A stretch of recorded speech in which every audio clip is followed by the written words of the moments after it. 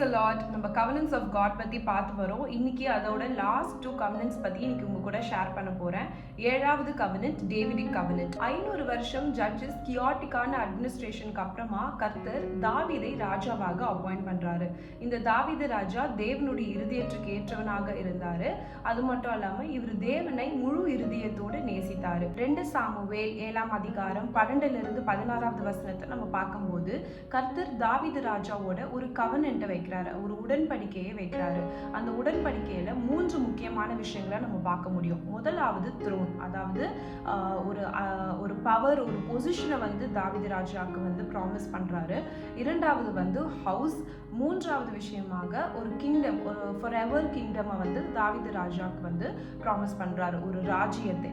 ஆனா தாவீது ராஜா கொஞ்ச நாளுக்கு அப்புறம் மரித்து போறாரு. அவருடைய மகனான சாலமன் வந்து இந்த கவனன்ட்டோட எல்லா பெனிஃபிட்ஸும் அவருக்கு போகுது. சாலமன் ராஜா one of the most prosperous king of in history of இஸ்ரேலா அவர் இருக்கிறாரு.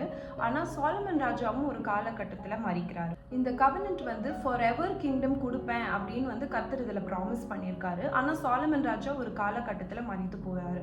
அப்போ இதோட செகண்ட் மீனிங் என்ன அப்படின்னு நம்ம பார்க்கும்போது 490 இயர்ஸ்க்கு அப்புறம் தாவீது ராஜாவோட லைன்ல இயேசு கிறிஸ்து பிறப்பார் என்பதுதான் இந்த டேவிடிக் கவனன்ட். அடுத்த கவனன்ட் வந்து the last covenant, 8th covenant, new covenant. இந்த நியூ கவனன்ட்டை எரேமியா 31வது அதிகாரம் 31லிருந்து 34ல நம்ம பார்க்க முடியும். இந்த நியூ கவனன்ட்ல 4 விதிகள், 4 ப்ரொவிஷன்ஸ் வந்து இருக்கும். இந்த உடன்படிக்கை இஸ்ரேல் ஜனங்களோட கூட இருக்கிற ஒரு உடன்படிக்கையா இருக்கிறது. இதுல முதலாவது நம்ம பார்க்கும்போது ரீஜெனரேஷன், மறுபிறப்பு. கர்த்தருடைய நியாய பிரமாணம் இவங்க உள்ளத்துல வைத்து இருதயத்துல எழுதப்பட்டு இருக்கும். இரண்டாவது ஒரு நேஷனல் ரெஸ்டோரேஷன், தேசிய மறுசீரமைப்பு.